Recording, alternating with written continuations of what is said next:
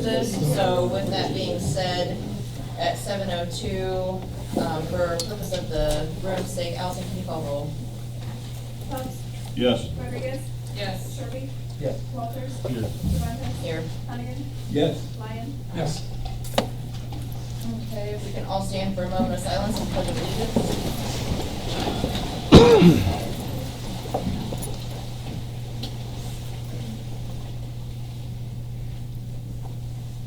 I pledge allegiance to the flag of the United States of America and to the republic for which it stands, one nation, under God, indivisible, with liberty and justice for all. All right. First up on our agenda, we have recognition of visitors. Visitors request to speak to the board, address the Board of Education on any items germane to the role and function of the Board of Education. When I direct, persons should proceed to the podium, give your name and begin your statement.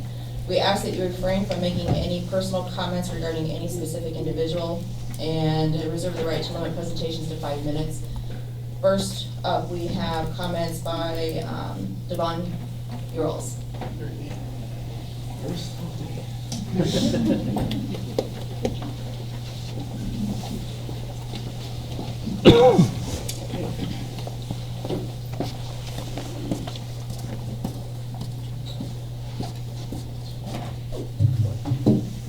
Good evening, school board. Can everybody hear me okay? Yeah. My name is Devon Urals. I'm speaking on behalf of the Galesburg NAACP. I have a statement that was written by our president, Brittany Grimes. And so there are a couple sections in here where I will be speaking directly as Brittany, as she has some personal testimonies and things that she's written about the school district. So good evening. I am Devon, our vice president of the Galesburg NAACP, which stands for the National Association for the Advancement of Colored People. This is America's largest and oldest civil rights organization. I've come here tonight on behalf of those who cannot show up and speak for those whose voices have not reached the confines of this room. I've come to discuss the proposed K-4 school lines. Galesburg has historically suffered from the divisions of the North and South, known by most as the railroad tracks and Main Street. This invisible line at times has created very visible disparities in access to services, healthy foods, homes, and more. Even as a child, this is Brittany speaking, I was aware of the statements made in the last school board meeting of the perception of rich or poor schools. The proposed school lines are the first overarching effort to tear down these barriers. The NAACP stands behind the school board in this decision to make a fair and equitable elementary school system for Galesburg. I understand that change is difficult. Some parents have stated that this will be a monumental change in their children's lives. For your consideration, I submit my own brief experience with changes in school. This is Brittany. I'm a product of 3 elementary schools and 2 junior high schools before graduating from Galesburg High School. I stand before you today as a well-adjusted, master's awarded human being. While I empathize with parents across our town, I have learned throughout my life that change is the only inevitable thing. A 2017 letter from the Department of Education, Department of Housing and Urban Development, and Department of Transportation stated, "We recognize that a growing body of research supports the benefits of socioeconomic and racial diversity in schools and communities, and that such diversity can help establish access points for opportunity and mobility. We also recognize that children raised in concentrated poverty or in segregated by socioeconomic status or race or ethnicity have significantly lower social and economic mobility than those growing up in integrated communities. I'm thankful that the board acknowledges these facts and has a clear focus on equity and education for all. We believe they see these changes as an opportunity to enhance learning for all the children of Galesburg. The school board is committed to excellence in all the schools so that the education that a child receives is the same regardless of the school the child attends. That should be our collective focus. a quality education for every child that can never be taken away from them. What troubles me at times during school board meetings is when I hear statements from the public that compare going to a new school as entering a foreign territory, as if these schools were not part of the fabric of Galesburg. This is not a discussion of political correctness. This is about educating ourselves on word choice when speaking, especially when referencing communities that have traditionally been marginalized by their socioeconomic status, the language they speak at home, or even the color of their skin. When discussing these schools, these neighborhoods, and these children, we must speak carefully and empathetically.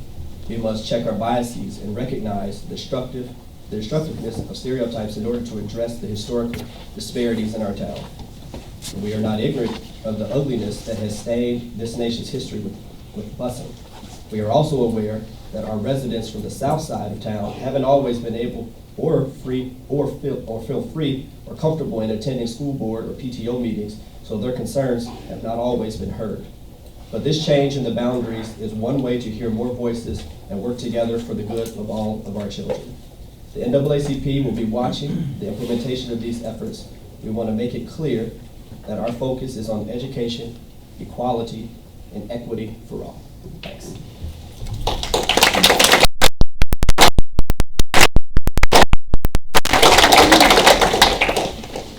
Okay, next statement, we have David Amor.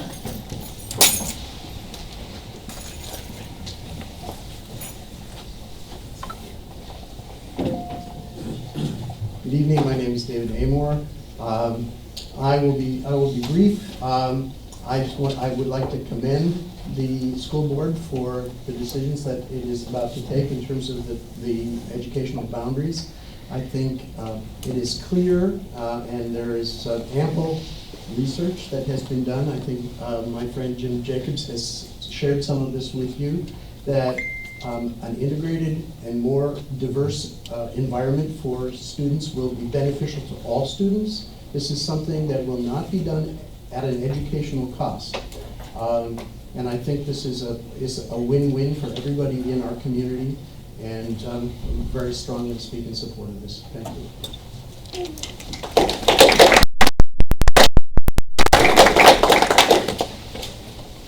Next, we have Jim Jacobs. I agree with these gentlemen. There's no need for me to corroborate what has been said. Thank you.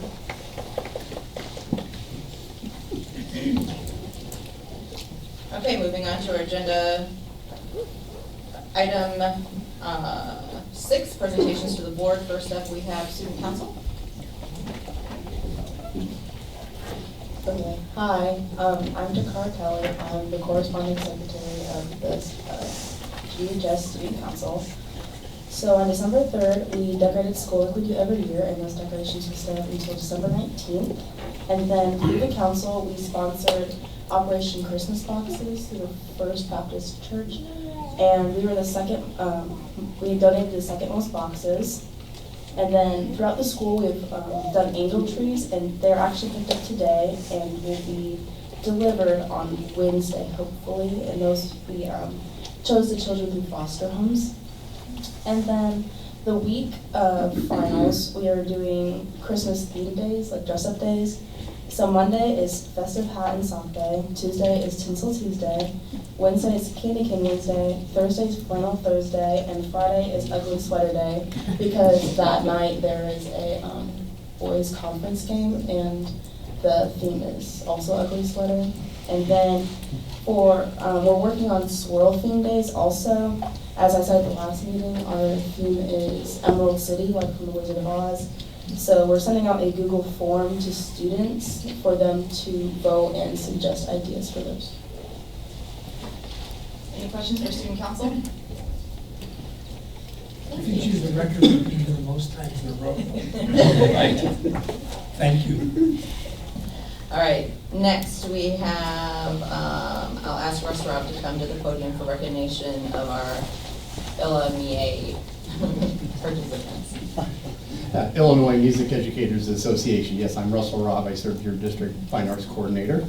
And I'd like to present with pride and pleasure students that have been selected and participated in this year's ILMEA all-district activities. District 2 is a very large area, so it's a very great honor to be selected. And for the first time this year, we had grades 4 through 8 participate. We were very proud and pleased to have 6 participants at each level of the elementary and the grade school. Junior high and senior high students were selected, the ones that are here this evening, through an audition process that was at Geneseo in October. Elementary students selected on aptitude, attitude, and willingness to participate. The festival days were basically spent with morning and afternoon rehearsal sessions with a guest festival conductor, and then late afternoon, early evening public concerts. On Saturday, November 2nd, students participated in the elementary and jazz festivals that held at the Sherrard Senior High School Gymnasium and Auditorium. And then on Saturday, November 9th, students participated in the Junior Senior High Band and Choir Festival at Augustana College at Rock Island. And the Orchestra Festival this year was at Moline High School's new Bartlett Center for the Performing Arts. And at this time, I would like all the teachers that participated, if you would come up here, they have your certificates. And so I would like to introduce Ms. Anderson, Ms. Sarah Anderson from Nielsen, and Jared Peckner and Danny Matthew from Churchill and Lombard Middle Schools, Andy Empey from Gilbert High School, and Cyrus White from Gilbert High School, as well as Ms. McCord, who is out as well. And parents, thank you for bringing your students today. After the receiving line, we'll meet in the hallway for a group photo opportunity. And I'll start with Ms. Anderson with our elementary students, Janie Dickerson, Ellen Baggett, and just come on up and take some credit and come through the line. Thank you very much. She has your certificate. Emma Daum, Janiyah Davis. We want to congratulate you. Brooklyn McGee, and Reed Harris. Those were our 4th and 5th graders that participated.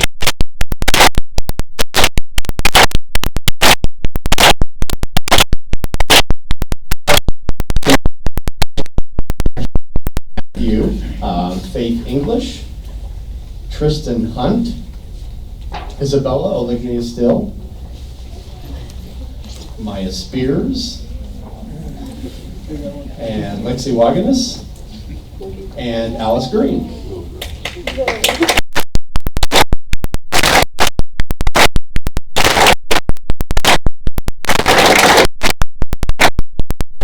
And high school, and the first names I'm reading here, participated in orchestra and band and jazz band activities. Hannah and Sophie Edwards, Kate Petrie, Sela Lopez, Anna Schaefer, Camelia Schwartzman, Tyler Winfrey, Dylan Legate, Briar Townsend, Luca Gomez,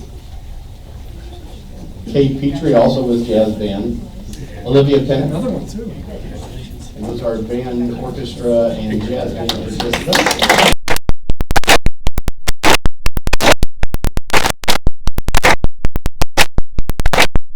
And on the board are choir, jazz choir students, Caitlin Smith, Cameron Snedden, Josie Boyton, Janice Abel, Karina Triplett, Austin Hall, and Jared Rimas.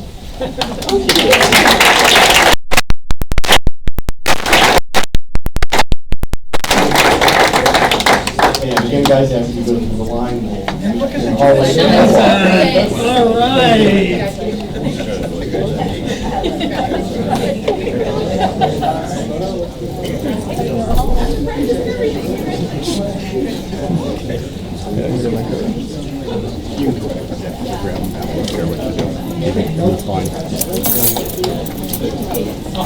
No pun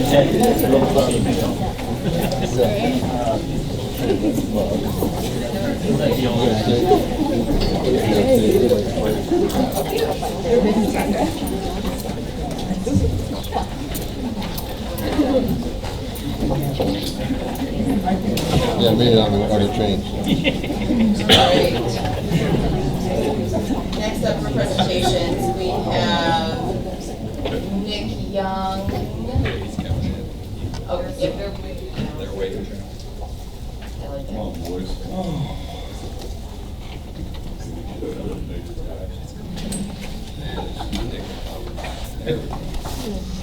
We're gonna have Mr. Young and Mr. Hawkins present on Guys. the middle school report card.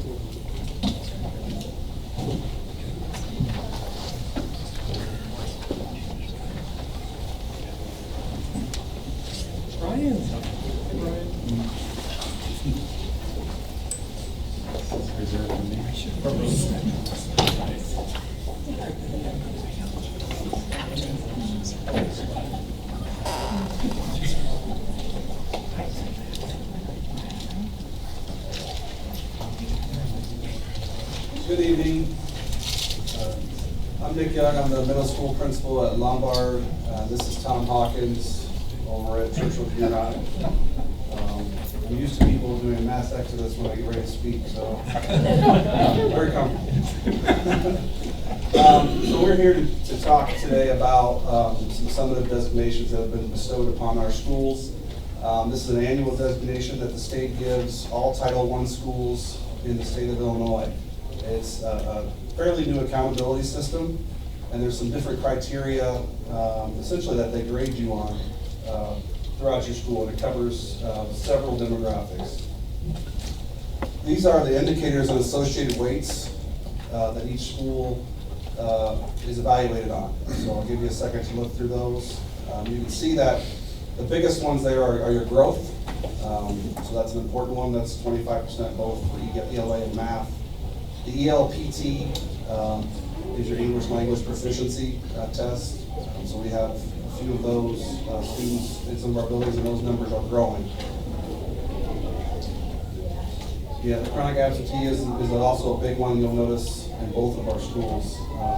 That's definitely an area that we need to address. So you get one of 4 designations each year.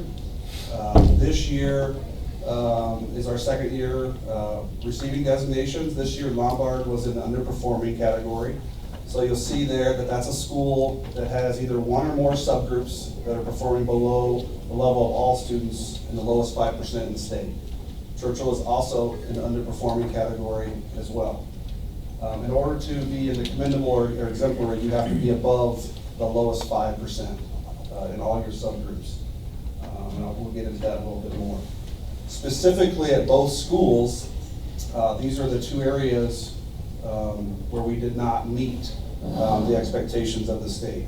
The 2 or more racist group at Lombard, and then the children with disabilities at Churchill Junior High. All the other subgroups were deemed acceptable, or we met expectations that the state laid forth. Does that mean that we're doing wonderful, great things there? No. We have to pay attention to those subgroups as well, because these are areas that will shift each year, and we have to meet those expectations annually. So just because we're doing poorly, let's say, or struggling in one subgroup, doesn't mean we can't ignore all the others. We have to also keep in touch with those. And there's several students that also go across many subgroups. Specifically at Lombard, with our 2 or more racist subgroup, we have some things in place that we want to address. When we looked at the data, some of the things that we noticed was this group specifically had a chronic absenteeism rate of 40 on a scale of 50. The closer you are to 50, the worse the absentee rate is. So we know, I could name several students, I won't, but with my staff, we could talk about several students that struggle to get to school or that are chronically truant. So we're trying to put some things in place. We know if we can get kids to school, we can make them successful, give them a better chance. So getting them to school, that outreach piece is a big one. You'll notice bullet point 2, the outreach mentoring plan for those chronically absent students. We're trying to pair with groups like MOD and WOC from Carl Sandburg and Anthony Law, pair them up with a mentor, someone that looks like them, that's been from their background, someone that they can relate to. It could just be a lunch date. It could be they meet them for tutoring. They work on homework together, things like that. Also, pairing them with a staff member of their choosing, so we're not forcing someone upon them, so it's someone they're comfortable with. Utilizing our ECRA data. ECRA is a system that we take all of our assessment data and we pull it all into one, so we can monitor that growth piece that you saw was so important.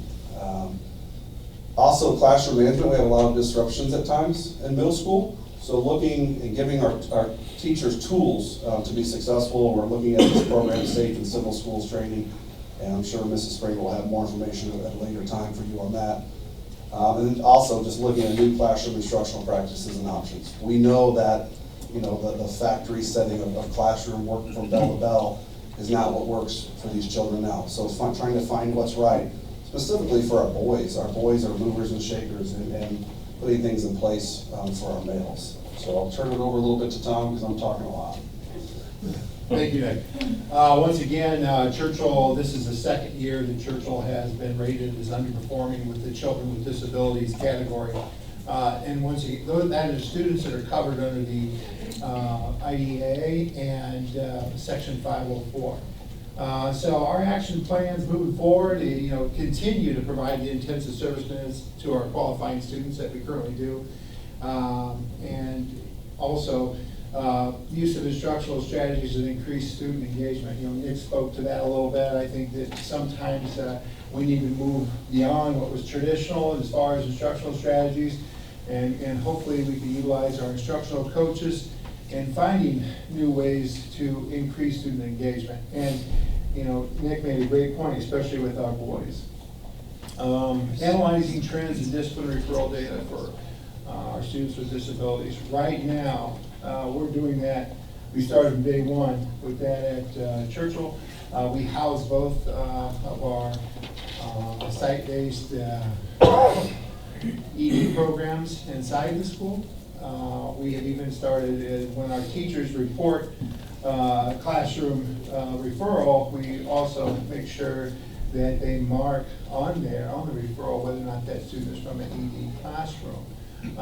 Because we need to do a better job of understanding that, you know, all these kids, all these students are our students, not just the ones, you know, so students with IEPs, we need to look at them as our students across our whole school. So we're looking at those trends in referral data, especially between boys and girls, as well as among our different ethnic groups. We've got that broken down.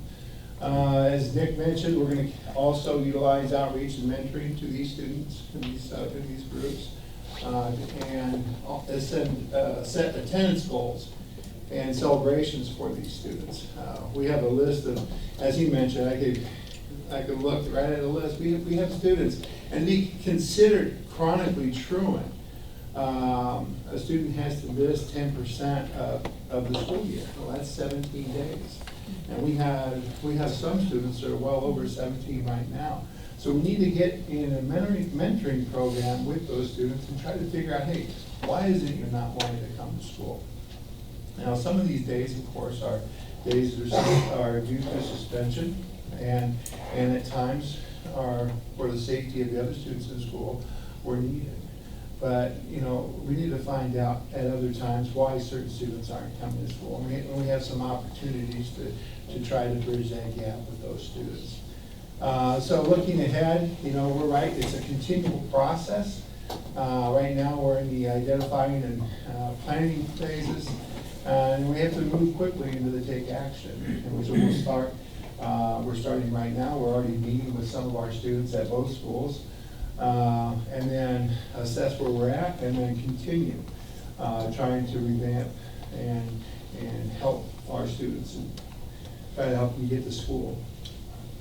As you know, I remember to the earlier slides, our three biggest areas we can grow at the elementary school, and we're considered, even though we're a 6A building, we're considered elementary school, being K-8.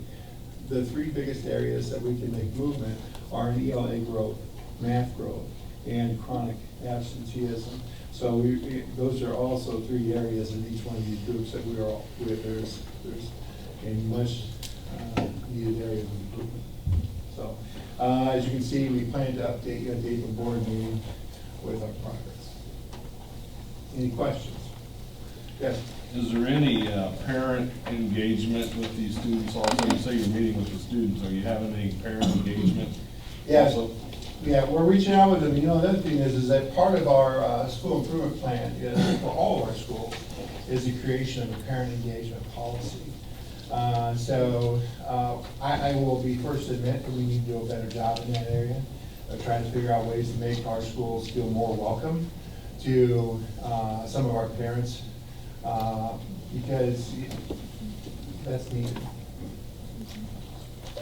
Well, I'm glad you're doing this, and it's easy just to ignore the problems and try to hide it. And you're facing it, and right away you said what we're not doing correctly, and you want to make progress. Thank you.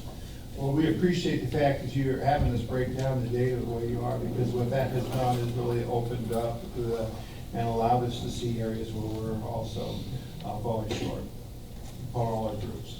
Have you visited other school districts to see what they're doing in order to deal with this problem? I have not yet.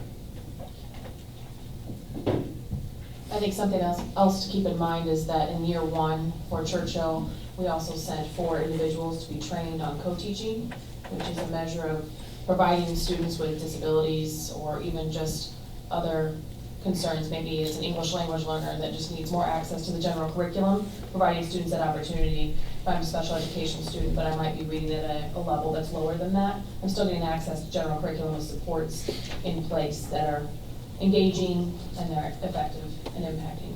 When you say year one, do you mean this current year? We're doing that now, or? So year one for Churchill was last year.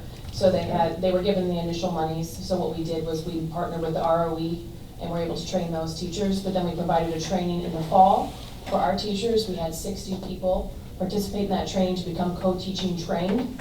We're also providing that training again in January with the co-teaching trainers. They're going to try to do a 6-part series to help provide more teachers that opportunity, those who could not come in the fall, so that everybody would have these opportunities to teach with those teaching strategies.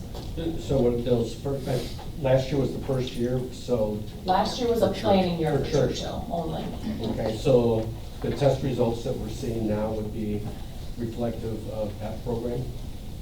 The testing, no, because we didn't get the would that designation be- until would the that be late next fall. year? That would be next. That'd be next year. Yes. Okay.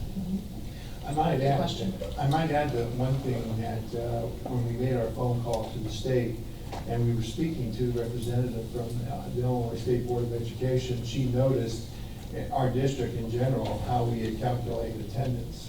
And it was interesting at the last board meeting how, as a board, you want us to analyze how we're doing attendance across the district. So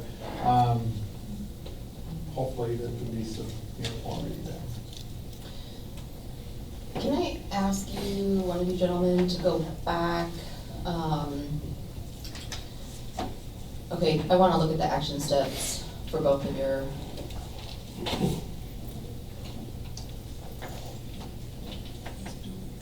Okay, I just wanted to, okay, can you go, Churchill?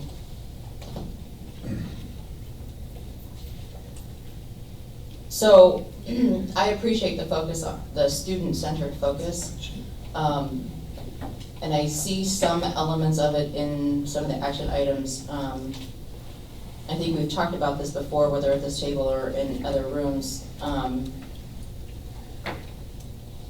Yes, students have to engage, but there also has to be a reason for them to engage, right?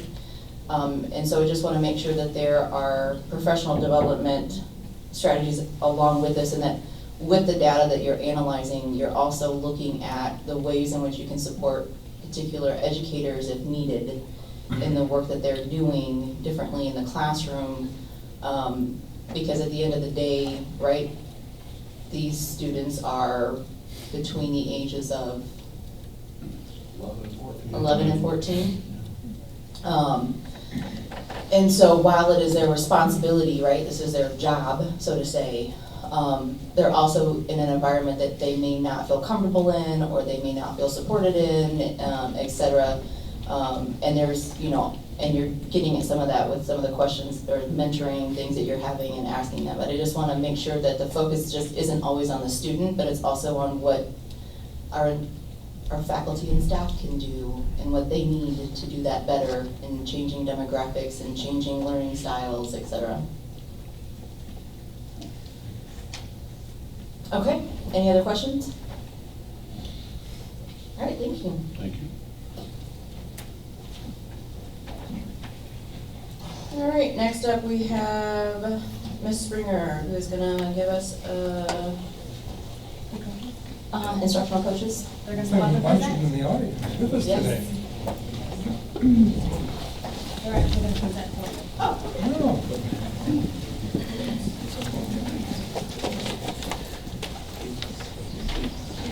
And there are 9 total, is that correct?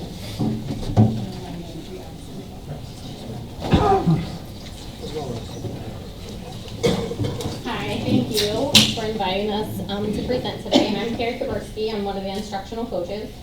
I'm Mindy Matthews. I'm one of the other instructional coaches. There are 6 of us here tonight. 3 of us, 3 of our team will not be here due to sick days and personal days. So we want to recognize Stephanie Williams, Becky Miller, and Jenny Crowell, who are also the 3 instructional coaches who are not here with us tonight. Okay. On the previous slide, we just had our total years of experience as a group of 9, because we wanted just to give you a little bit of background on, us and what experience we have in the field of education. So we have 153 years total amongst the 9 of us, ranging from about 11 years to 21 years. So that totals up to the 153. All of us are 205 teachers with master's degrees that were teachers within all of the buildings last year. And then over the last 2 years, we have received 80 years. I feel like 8 years. 80 hours of training. This started last school year, and then it has continued into this school year, and will obviously continue as we keep going. All of our training has occurred here in Galesburg, with the exception of the Teacher Learning Conference that we attended this fall in Kansas City. So the coaching training, we went to the TLC conference in Kansas City, and then there was also another one. It was a 5-day coaching seminar here at Knox College. We invited other instructional coaches, administrators, teachers who were interested in instructional coaching, and then they were able to come and learn along with us, and we were able to kind of network with those individuals as well. Our coaching has also involved some curricular training with fellow teachers in the district with Think Circa, Ames Web Plus, Ready Math, and then we've all participated in the equity training with Dr. Paul Gorski. Next up is Stu and Floor.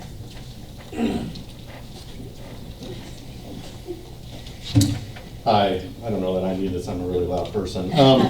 My name's Stu Skosner, and I'm an instructional coach. Yeah, my name is Floyd Frau, instructional coach. So one of the things we get asked all the time is like, who are you coaching? Is it all new teachers? Is it, everybody has questions about that. Actually, it's a really good mix of teachers.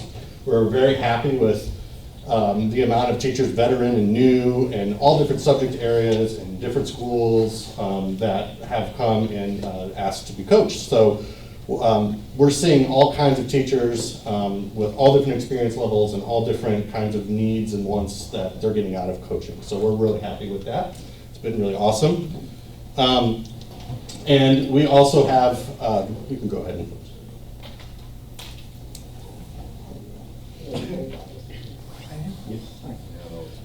and then one of the other things we've done is what we call pineapples, and we kind of stole this from Nielsen. But what it is, the pineapple, the universal symbol of welcome. So if a teacher, we have these little yellow pineapples, put them up on their door, then that means they're okay with a coach just kind of popping in, checking things out, having a conversation. It's kind of an informal way for coaches and teachers to communicate with each other without having to go into an entire process, which sometimes that's exactly what happens. The teacher says, well, I'm glad you came today because I really wanted to talk about this, that, or the other. And then we're able to have those conversations, which is, really what we're hoping for and what we enjoy. So far, we've worked with more than 55 teachers. Many of those like individual, one-on-one with them. Of course, many students have been impacted. I mean, some of the changes we see like pretty quickly because sometimes, we go for the low-lying fruit, right? So you go into class, you can see a teacher has an issue with something, sometimes standing outside, you can really get a good vision of that, and then we can kind of see that change made pretty immediately. I think the next one.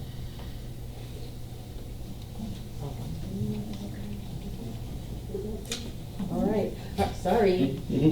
So what do we do? So we work, most of our work is individual, so we work one-on-one with teachers, again, like through all the schools. We've also done stuff where we've worked with groups, so maybe a grade level or people who have a certain interest, so we can work with teachers that way. We've kind of instituted this new thing, Teamwork Thursday, so Stu and I have been, both of us were at the high school, so on Thursdays, we like pick a spot in the library, open it up to everybody, and then we have kind of people have dropped by, and from that, actually, we've gotten some teachers who then want to continue to work and be coached. But sometimes they're just like a quick thing. So for example, once we were down there and there was a teacher who was putting together, no, he had an assignment and he couldn't figure out like why people had done so poorly. And really just having somebody else look and talk to him about like what he was trying to achieve, he could see that what he was hoping to achieve wasn't what he was quite asking for in this week. And so that was really helpful to him, so he could go and like kind of revise the work he did. We've also had, I'm trying to think of where we were putting in here. Yeah, we often check in with teachers we've worked with, or people who have shown some kind of interest or emailed us for something. We've found resources, like that's another thing. So a teacher may want to do something and then they're not sure how to go about it or what the research says, and so we've been able to like find some articles for them, send the materials if they need that. We've been doing quite a bit actually of research as a whole, as a group. We often share within, just between ourselves in terms of, because we have to kind of continue to learn. We're fortunate that we're in that position that we can take time to like look at the research and then have a discussion about it so that you can actually like kind of integrate it in there and then be able to share that out with teachers. And then we've also all been assigned some of the school improvement teams, and kind of not at the school, or at least like I'm not at the school that I was, so it's again giving a kind of a new perspective to the people that are working at the school, but also helps us continue to learn so that we can better serve the teachers who in turn are of course serving like our students. Hi, I'm Valerie Hawkins. Probably one of the biggest questions we get is, how do you spend your time? Coming from the classroom, every 5 minutes was part of your day. I knew exactly what I was doing from day to day, minute to minute. I had first graders, so it was sometimes 30-second segments of what we were doing and how we were transitioning. So the model that we work under comes from the work of Jim Knight at the University of Kansas. And so he has a instructional cycle that we kind of use as our footprint or our lesson plan as we're going into things. And so the 3 parts of that are identify, learn, and improve. And so the ways that we spend our time is, first, we go in and we just meet with a teacher and have a conversation. And we're hoping to ask them questions for them to identify. And through our questioning, we want to get them to see what is it they feel that they would like to work on in their classroom. From that, we go back, and I just want it to be a conversation with that person that I'm working with. I don't want to be sitting taking notes. So when I come back to the office, my time is spent kind of clarifying, identifying, going through the things that we worked with, and I share that with the teacher. Communication is huge. So whether it's I call them on the phone, I send them an email, and then I say, hey, let's get together. Maybe it's that I'm going to come in and I'm going to visit. And I just want to be in their classroom and see the things that they want to identify. Some teachers are willing to let us video them because research says that being able to watch yourself on video is a huge impact on being able to change what you're doing. So some teachers like both, some pick one or the other, whatever makes them comfortable. The great thing about video is I don't have to see it as the coach. Some teachers aren't comfortable with that, and that's okay. We've set that up that is their video for them to watch. If they'd like to share it and watch it with me, fantastic. So after we either observe or we watch the video or they share their thoughts on the video, we kind of go over and see let's have another conversation about that. What did you notice? What did I notice? What are some things you want to do? And then that's where we go back and do the research piece that Flora was talking about. Maybe I'm taking data for them when I'm in visiting. There's a student I'm watching. They want to know about their questioning, so I'm tallying. How does your questioning work? How often are you questioning? How engaged are your students in that? What are their responses? Are they open-ended questions? Are they closed-ended questions? Things that we can work with. And the great thing about the work that we use is there's a checklist system, and we can pull checklists to share with the teachers. We can also suggest strategies like, hey, you said you wanted to do this. Let's use this checklist and see, is that working for you? Is it not? Where can we kind of shore some things up? Maybe there's something they've heard about that they really want to try. My job is I go back and I find the research, maybe current research, maybe some different lesson plans or some ideas that they have, and I can take that back in. It's very much a back and forth. And so when you're in that learn and improve, it's just a constant cycle, and every opportunity is different.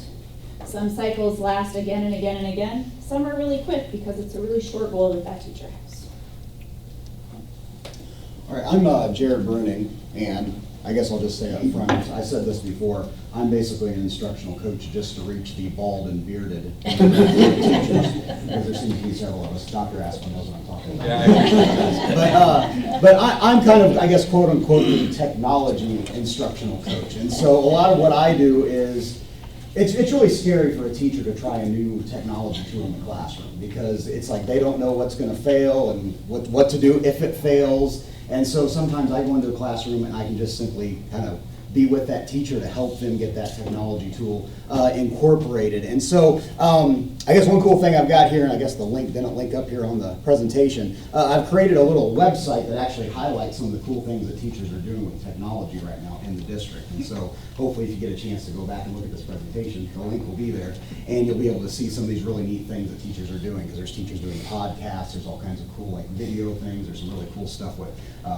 there's one that they're doing right now that is a choose your own adventure that one teacher is doing over at Churchill. It's really, really cool. So that's some of the cool stuff that's going on. Then also, I've been doing these Tech Tuesdays, usually like the first Tuesday of each month. I'll have like an after-school professional development session for teachers, just kind of showing them how to use some different tools that they might be, not familiar with, and I can help them out with that. So that's some of the things we've been working on. Of course, professional development is one of the big things that is a big part of our responsibilities. As you can see here, and I know these numbers are a little hard to understand, but if you look here for staff, already this year, we've given out 1,187 hours of professional development to staff that we've led. All right, and I guess in all you'd say we have 60 hours of professional development that we've offered so far this year. And in fact, just a few hours from now, at 6:30 in the morning, we're offering another professional development tomorrow morning for teachers that we're offering before school, and then we're offering another session after school. So we're really getting it after it. If teachers say that they aren't being offered, offered the possibility to come to some of the professional development, they're wrong, because we're out there, we're offering that professional development. So that's one big thing we're doing now. Also, we've done some stuff, out with the community. We went and spoke to the Sunrise Rotary. What was that, last month? We went and spoke to them, I believe. So, that's something we're working on right now. Is there another? The radio. Oh, yeah, the radio, yeah. WGIL, which is probably here right now.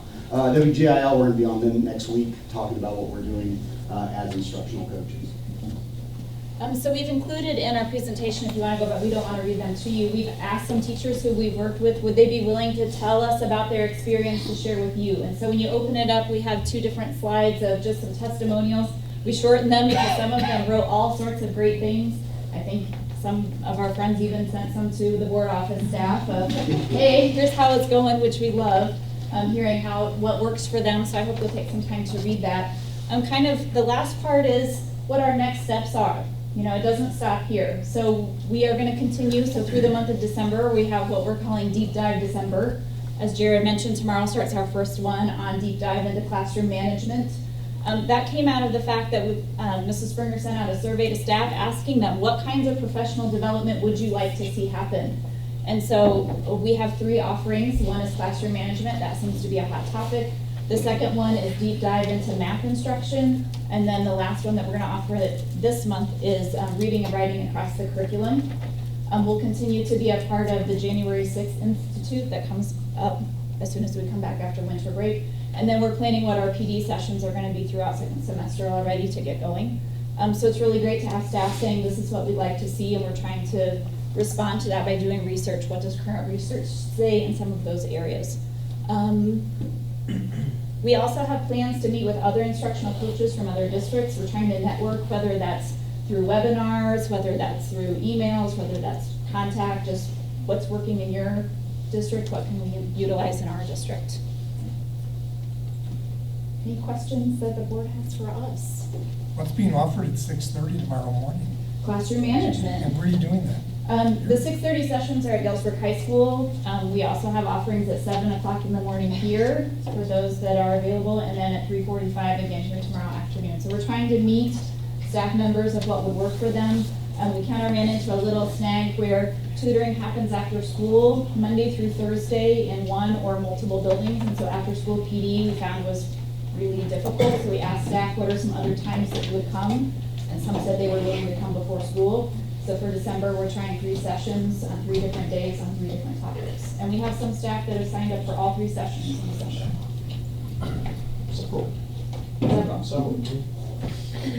Any other questions? I'm kind of curious how we measure the success of the instructional coaching program. If you're maintaining records or data, or if there's some benchmark of something more other than we're doing this, this, and this. I want to know how we're going to say that this program is a successful program. Well, I think within the coaching, in many cases, but not all cases, there is data you can collect to show your impact for a particular student. So I'll give you an example. I had a teacher, so one of their issues was their questioning was always, as we watched, was focused only on one side of the room. And I could just have who was getting asked or who was responding, on a little map. And so we talked about that.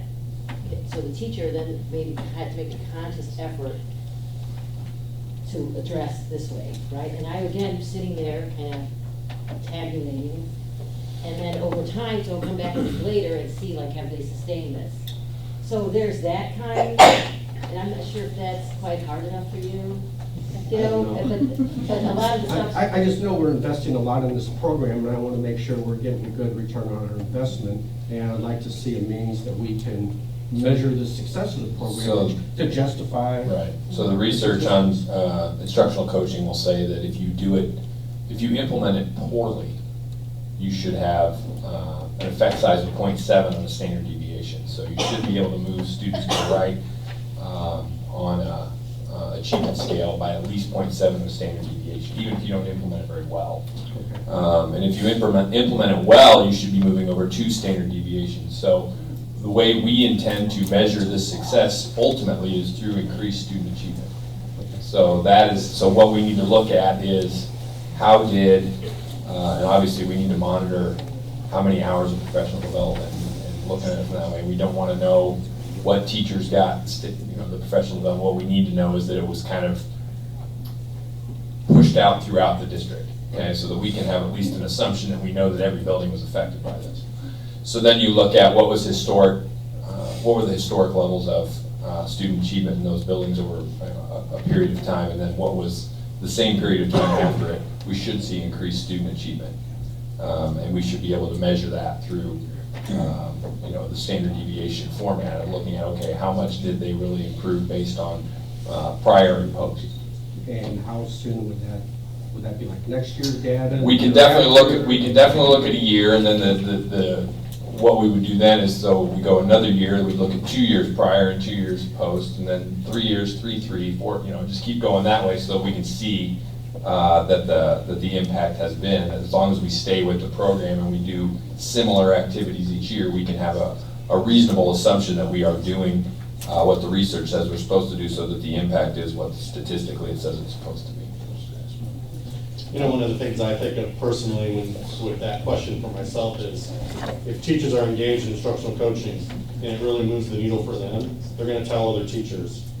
And so we will hopefully see interest from teachers that we haven't seen interest from. And that tells us that something must be going right. Because teachers want their students to succeed. And if when they engage with an instructional coach and their students succeed better, they're going to tell other people, because all of our teachers want their students to succeed, So that's one of the ways, personally, that I kind of think about it, because I would have to really dig into all that data with Dr. Aspling. I'm not as smart as he is, so I might even be able to understand it the way I'm supposed to. But I could tell that when people are asking for help and they're getting positive results and they feel good about it and their kids are improving in the classrooms that I'm in and the teachers I'm working with, you could feel that you're gaining momentum and things are happening. I can't quantify that as easily. It's hard to attach numbers to that, but just in the not even full semester that I've been doing this, I've seen that personally. So I think the other piece to add is just, I mean, the coaches probably got tired of hearing me say the collective efficacy, building that collective efficacy. It's one of the greatest impacts on student achievement, and the teacher's ability to say, I can do this. I mean, when they have these successes, they breed future successes, and so they feel more confident in what they're doing, feel like they have more tools in their toolbox to do the job more effectively, rather than throwing maybe 5 or 6 strategies at something. We know these are proven to be effective, so I'm going to use these 2 or 3 pieces. They give me more bang for my buck, and my students gain more from that. Can you tell me about some of your success stories? Absolutely. Well, I mean, some very specific, where a teacher was going to be failing and now they're on a different path. so I think one example that I have is implementing formative assessment in a classroom, where a teacher really wanted to see how could they make the grading process, because we know grading is one way that we convey to students, to parents, how their child is doing. And so they had their essential skills and they had their activities, but how to kind of marry those 2 together to make sure that the students knew exactly what they needed to learn. And veteran teacher doing an amazing job. And we went in and we talked about implementing some formative assessments and how to make that work, and planning what that summative assessment was going to be and the formative assessment pieces that were going to happen along the way to build to that final summative project. And when that teacher got ready to grade, they said it was the easiest grading they'd ever done, because they knew they had these checkpoints all along the way. Because it shouldn't have been a surprise for the student when the assessment came. They knew they needed to know this piece, and she had the formative assessment. And then they went to this piece, and they had the formative assessment. And so by the time they got to the big project at the end, she could clearly say, these were the standards, these were the essential skills, and I knew that they were able to meet that, and I could see it clearly. And to me, that was a huge success. She was elated, like I was like chills when she told me, like, I'm so excited. I could tell, it wasn't a subjective. I knew, I could see it, they could see it, they knew that they knew, you know, and then adding the peer feedback in there was huge for her. That was like, so when we talk about the cycle, that was her first cycle, and she wanted to keep going, so we added peer feedback. And we went through the whole cycle again of adding how the peer feedback could factor into that formative assessment. And so one thing just kind of begot the next, and it was just a rolling something. So we continue to work together because that's what that teacher wants. Are you assigned specific schools? Do you move around as needed, or how's it working? Teachers request us, we'll go anywhere. So we're not to specific schools or specific groups. If a teacher, requests us, or if we encounter a teacher, have a conversation with that teacher, and we will just engage in coaching with them. It doesn't matter where they fall in the district. So. Do you feel like all buildings are using the coaches, or is it like more one building than another, one grade level? It's pretty spread out. That's good. I think after a year or so, we might have better ideas of how that falls out too, but for right now, it seems pretty spread out. When we're looking at, and this might be best for Dr. Asplund or Ms. Springer, when we're looking at student success, student achievement as the sole indication of effectiveness of instructional coaching, do we have a means of accounting for any other variables that take place, such as changing the learning environment, improving schools, things like that?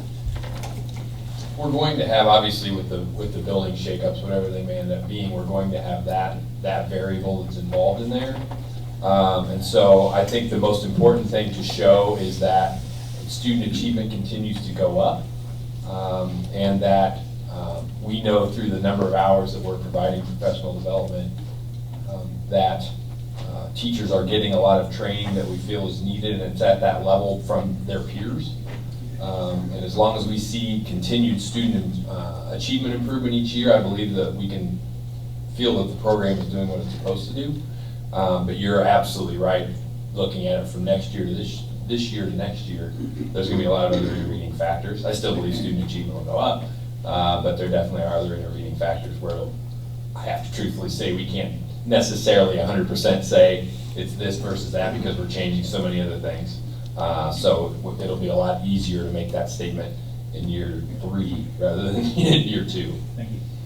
I think the other piece too to keep in mind, to add to the coach's presentation, is just that personalized professional development. As a teacher, this is what bothers me, this is what I want to change, this is what I recognize is a concern for me. Help me do what's really important to me, rather than just what's important to maybe 30 people and I'm kind of so-so and invested in that process. So, thank you. This is professional development. This is like before school or after school? Or is it during school or? There are some sessions, we actually offer before school, after school. Some of the sessions that we have hours accounted for are during the day. Yes, Do absolutely. teachers like sign up for that or how Yes. do they do that? Do you want to speak to that? We have a Google form that they would fill out if they're interested in the coaching session. So we sent out flyers, we sent some out for October and November, listing all the different professional development opportunities, and then they just sign up for whichever ones they like to attend. Posters. Yep, posters, flyers. Tools, QR codes so they can scan. Are they pretty well attended or, like for tomorrow, what do we have?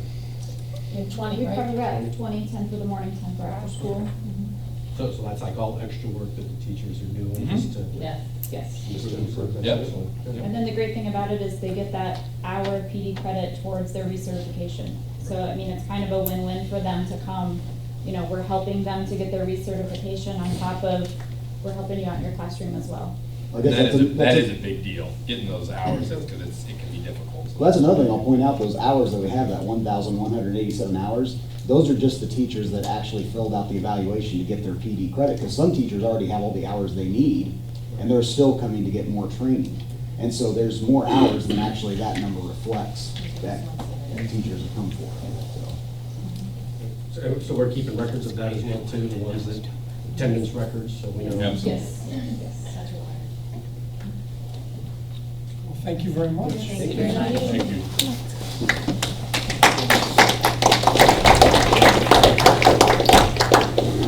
Okay, moving on to the next agenda item will be the approval of the consent agenda.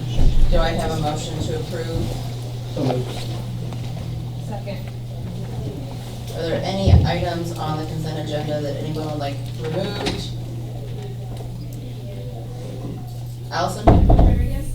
Aye. Sharpie? Aye. Walters? Aye. Cervantes? Aye. Hennigan? Aye. Ryan? Yes. Phelps? Aye. Okay. Next item on our agenda, focus area 3, relevant skills that lead to employability. First is the administrative report on curriculum spring. Good evening. Before you have my report, I focused on MTSS this coming, we will focus on that this coming week. I have a meeting here on the 17th. We're going to continue that process, working on Tier 2 and what that looks like as far as interventions are concerned. The MTSS is the multi-tiered systems of support, as we spoke about in meetings past. Currently, we have the flow chart for Tier 1, the process for which we follow. We hope to provide something like that for Tier 2 as we narrow down the specifics of our interventions. Professional development, you just heard about our diving deeper sessions. We're also focusing on the development and publishing of a schedule for January 6th Institute Day for the topics provided there. We are working through the district pilots, math pilot, kindergarten through 8.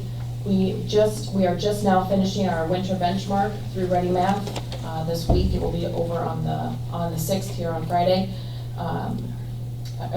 Actually, the winter diagnostic, they tried to get it all done for the 6th, but we also have this week for makeup, so we still have a few students who are finishing up.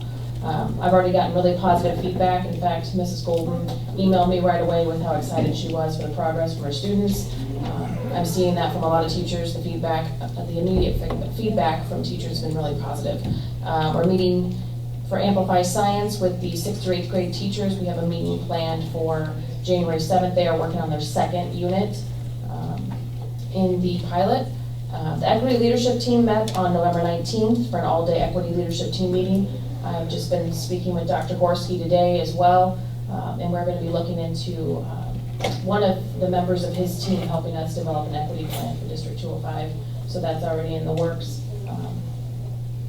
And then curriculum leaders will be meeting on the 17th at 3:45 to continue working on these areas of focus at the elementary level. Any questions? Thank you. Thank you. Next up is special education report, Dr. Michaud.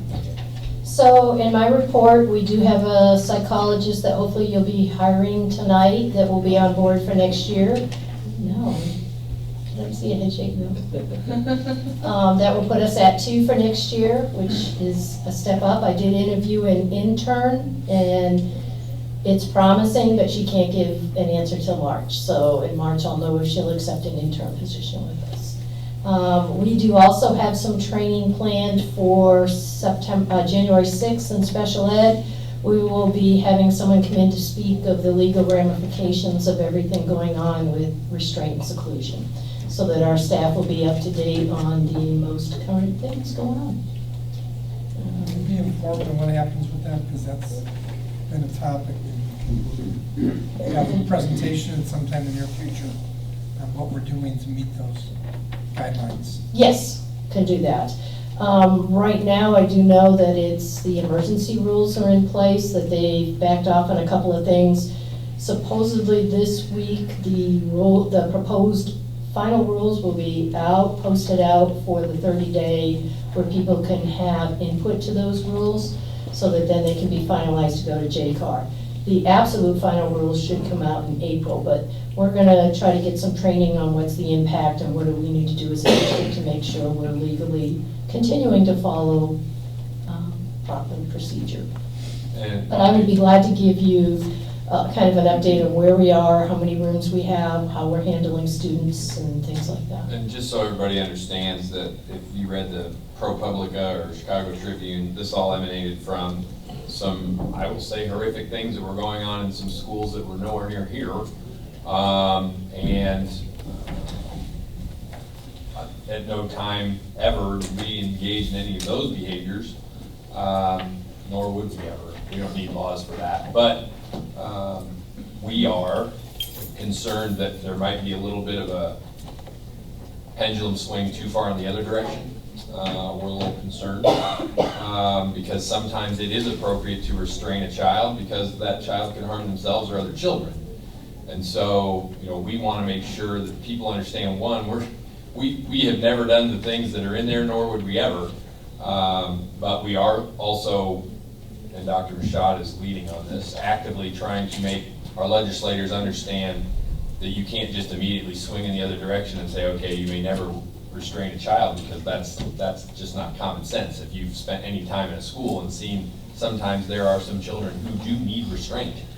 We are trying to get to some common sense rules on that, and if the state could hopefully let cooler heads prevail on this and not just overreact immediately to what some very bad actors were doing. We believe that there can be some really great outcomes for this, but we're just fearful that it's going to go a little bit too far in the other direction, and then we'll have to have a counter reaction to that eventually at some point too. Yeah, and I'm on the legislative committee for what's called IAASE. It's the Illinois Alliance Association of Administrators of Special Ed. So I'm working with that team for input into all these things that have been hitting special ed this year.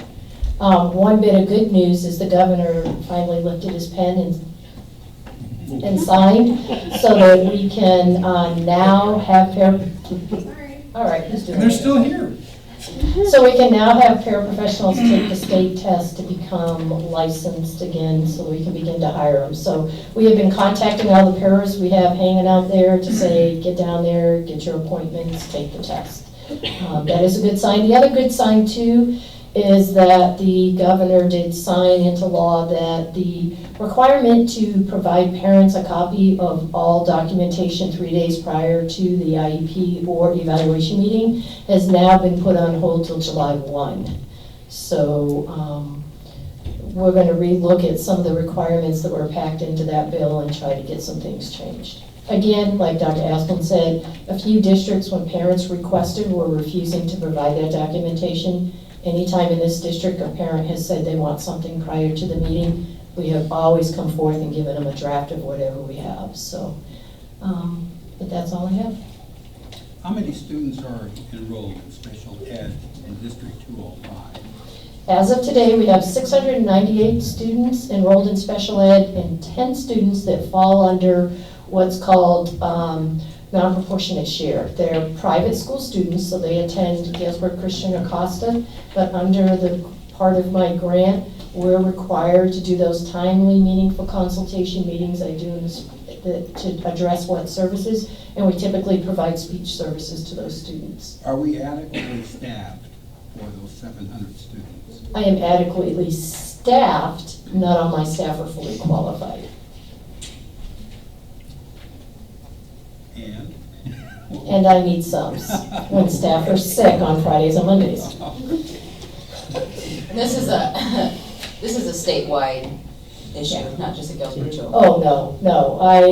Like I said, I'm a big member in IWSE, and we all talk the same things, especially here in central Illinois.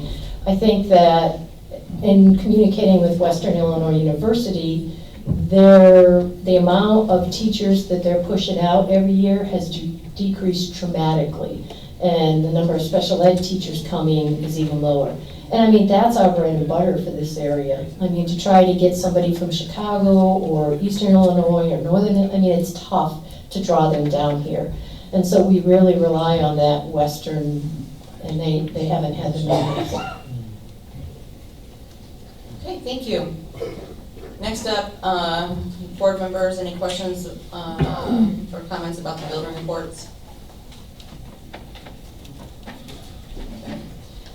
I have a few that I will direct to Tiffany, just about one of the conversations we had earlier around equity and all the stuff that you're working on. So just a couple ideas. Okay. In my role as one of the RED committee members, which we need to revision that name because it's recruitment for educational diversity, and we do much more.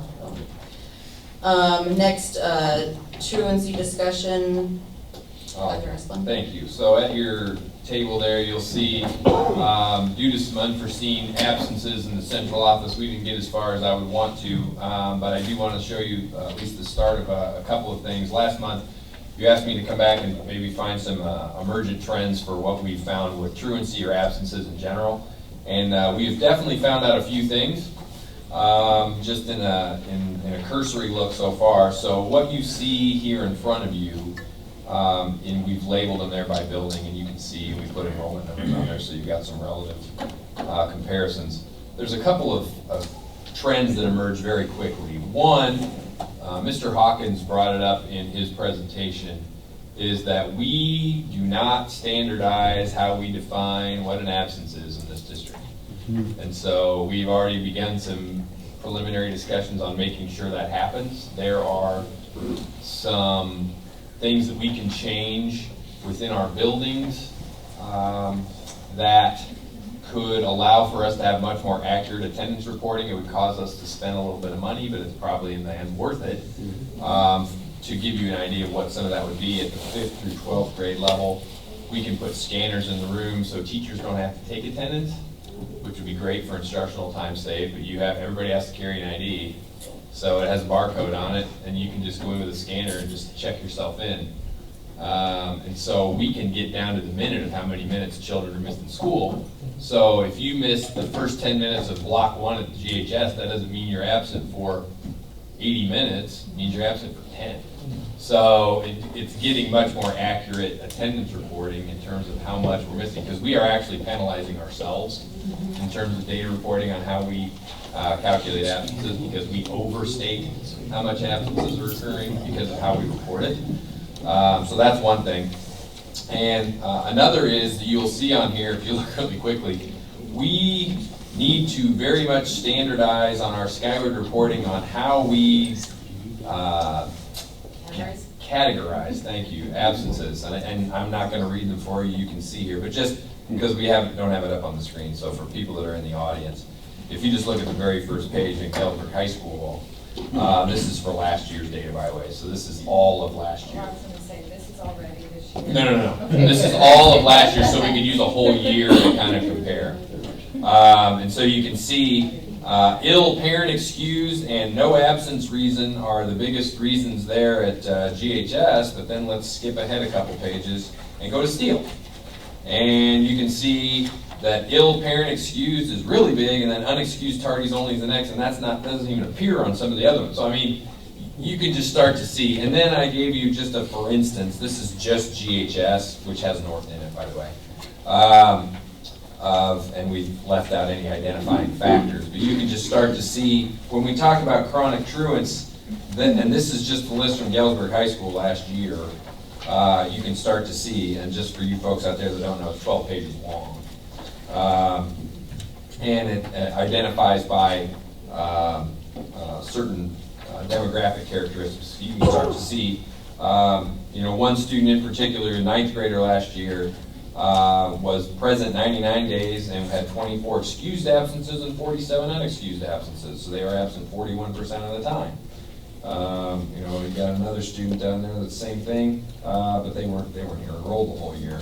But you can start to go through here and see, when we're talking about a lot of absences, you can see some people have a lot of absences. Now, you can also go through here and see somebody was absent 100% of the time, and you saw they were enrolled one day and they didn't show up to school. Now, why was that person enrolled for a day and never showed up and then was gone? That's, I don't know. That's an anomaly. But you can start to look at there's lots of different instances here. And I only gave you this as an illustration so you can see kind of the data we're wading through. We will be coming back each month, hopefully with a little bit more information. But I just wanted you to know this is just a very quick jump into the data to start to see some issues that we have and some quick ideas for how to fix some of those. So one is reporting and standardizing how we calculate absences, and then also how we ask students to take attendance. There's some quick and easy ways to do that. And then at the grade school level, Bright Futures through pre-K through K through 4, we don't have students with IDs, so we're going to have to standardize for the office staff to make sure that they're all reporting a certain limited number of responses for why students come in late, or how we clock them in, clock them out, that sort of thing. And so that's something we are working on actually starting tomorrow. So I'll have an update for you next month. And if you have any questions right now, I'm happy to answer any questions that you might have.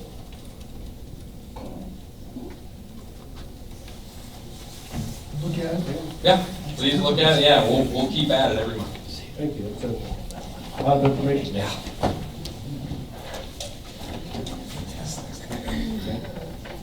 Thank you. Next up, we have focus area number 2, facilities that assist in skill acquisition.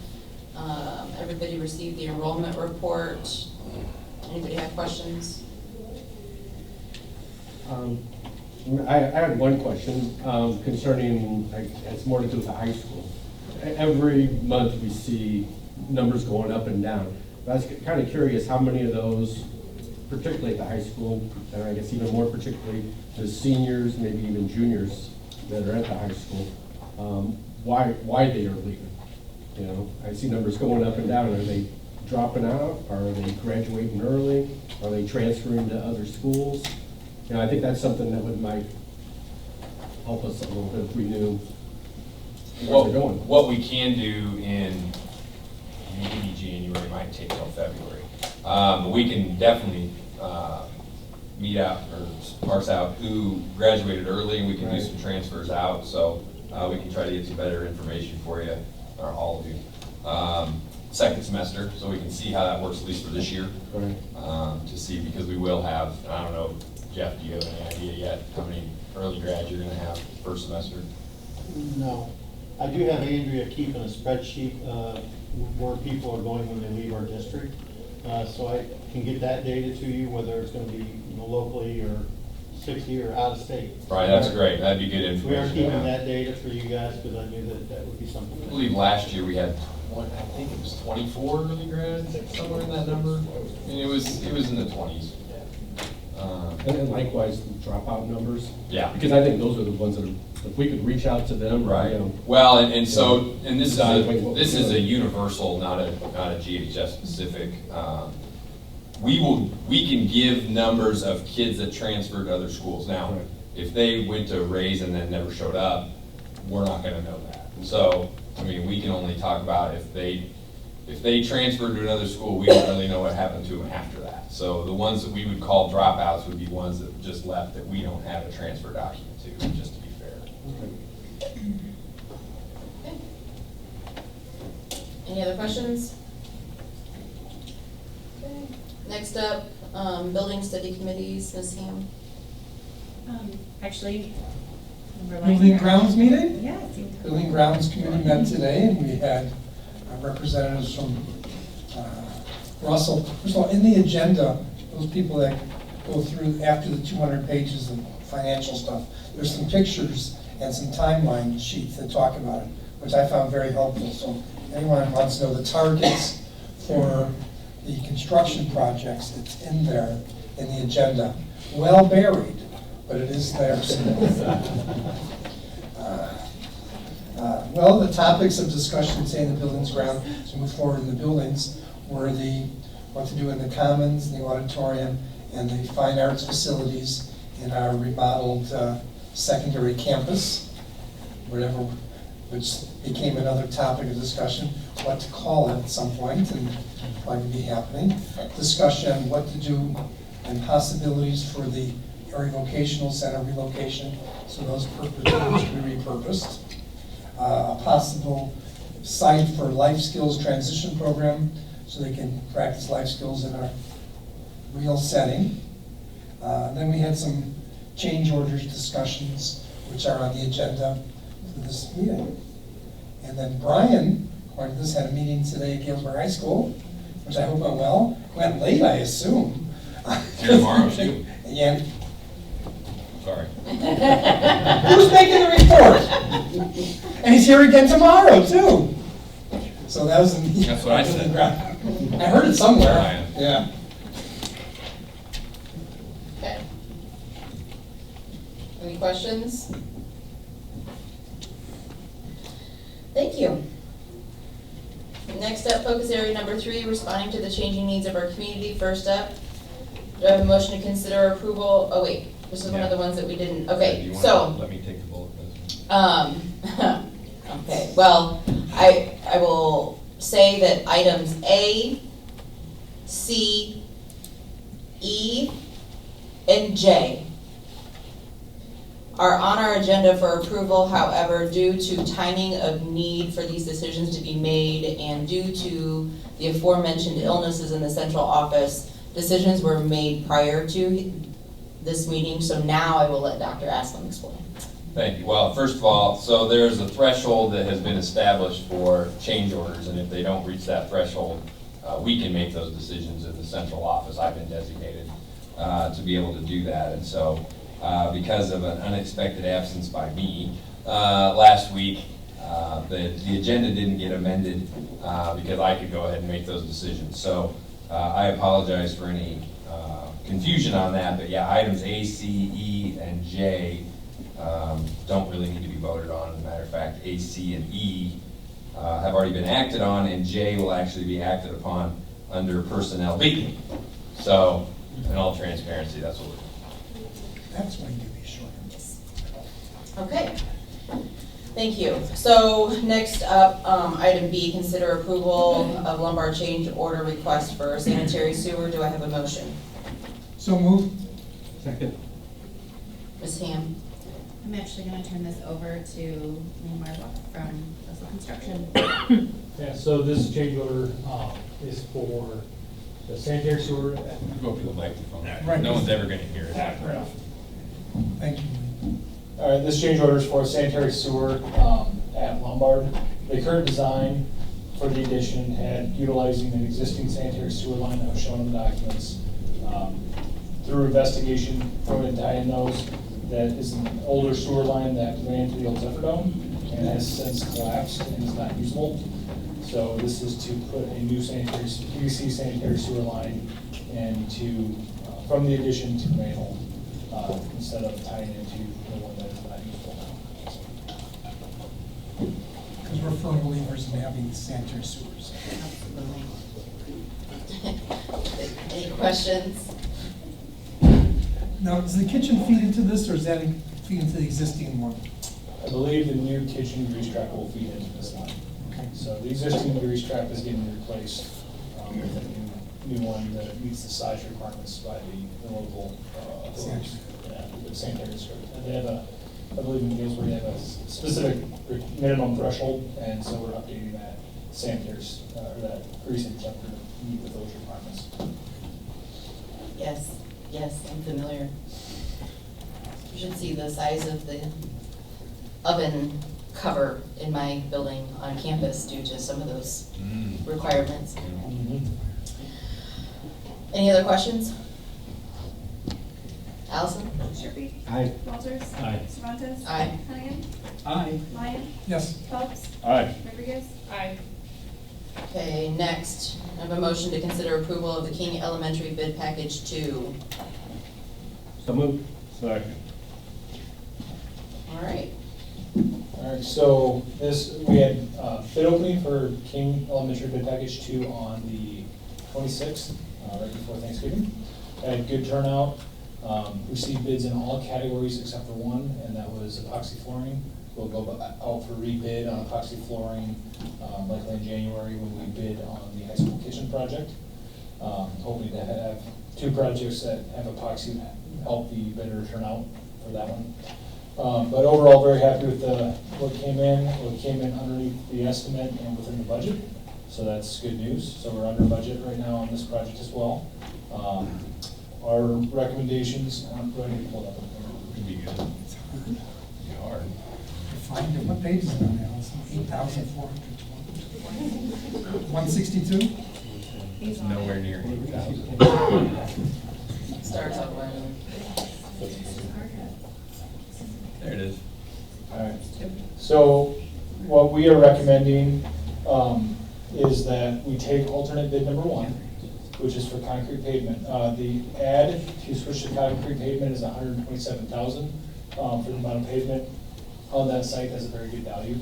And talking to the administration, believe that it would be good to take that alternate. But also, the other item is that we're recommending is deducting the bond, the payment and performance bond for certain contractors that we've worked with, that I've worked with in the past and feel comfortable doing that in an effort to help the budget. By doing that, we save about $60,000 overall in the course of those different bid categories. For your information, our documents is any bid under $100,000, we do not require a bond, and any material purchase only. So structural steel, casework, doors, and hardware, we do not require a bond. So anybody over $100,000. So you'll see on there's some bids for masonry is $178,000. Not much over that threshold. You're able to save $1,600 for taking that bond out. So we went through those, talked with the district. I feel very comfortable with that recommendation as well. And like I said, by doing all that, we are within we're under budget, and feel pretty good about that. The alternates we did not take, they're not recommending, is the deductive alternates for the VCT floors, so downgrading the flooring, not remodeling the bathrooms in the existing building, not remodeling the hallways in the existing building, so we're not recommending those at this time. Let's put that in the positive sense. That means the bids we're accepting, we are doing the bathrooms. Correct. We are doing the upgrade of the floors. We are doing the hallways. Correct. So what we're recommending is the whole building is getting remodeled, so, and brought up. For less than what was projected. Yes. That's the headline. Yeah. You got that, Matt? Matt? You got that? So we're remodeling all of King plus adding on for less than what the amount was. So if you just want me to write the rest of it, I'll do it. So that we're taking the alternate for concrete. Well, south of King, will that be torn out and be concrete? Yes. So we'll have concrete everywhere. Everywhere. There will not be any asphalt at the property. So that also means basketball courts, hard surface play areas will be concrete as well. So very similar to when we did Silas Willard, we had the same scenario. We took the asphalt out of the equation and put all concrete in. So. And when you consider the fact that to reseal all of that parking lot in 1 year would probably be somewhere north of $50,000, the $127,000 is going to get made up really quickly when you should reseal about every 3 years. So, this is actually going to save the district money in the long term. Any other questions? Allison? Walters? Aye. Cervantes? Aye. Hennigan? Aye. Lyon? Enthusiastic. Phillips? Aye. Rodriguez? Aye. Sharpie? Aye. Aye. All right, Okay, next up, do I have a motion to consider approval of a resolution to abate Series 2011B and Series 2014B alternate revenue bonds? So moved. Second. Ms. Gann? So each year before the board passes the levy, we have to pass a resolution to abate the 2011 B Series and 2014 B Series alternate revenue bonds. And this allows us to take the money that we're collecting from the 1 cent sales tax and apply that towards our bond initiative versus it being taken from taxpayers in essence. So we have to create this resolution that allows us that mechanism to abate the bonds and pay for it directly with the 1 cent sales tax. Questions? Why do we have to do it annually? Why don't we just do it once and right? The law requires that we do it annually. Basically, the county clerks take out all of our outstanding bond payments, and they are required by law to levy or take a levy for those amounts. If we don't abate it, then they'll take that alternate revenue basically from the taxpayers, and we don't want them to do that. So we have to make a formal resolution to abate those. Any other questions? Allison? Surratt. Aye. Hannigan. Aye. Lyon. Yes. Phelps. Aye. Rodriguez. Aye. Sharpie. Aye. Walters. Aye. Can I just stop for 1 second? Okay, I see a lot of confused looks in the audience, so I just want to make sure everybody understands the simple thing we just said. This is going to keep your tax rate lower. So we're not going to have to raise the bond and interest rate. We use the 1 cent sales tax money to knock down the bond and interest levy. Otherwise, your tax rate would go up quite a bit. So you'd pay more in property taxes if we didn't do it. So that's pretty much it. Got that, Matt? See that, Matt? These guys are keeping the tax rate steady. How do they do it? I'll write that one next week. Don't worry about it.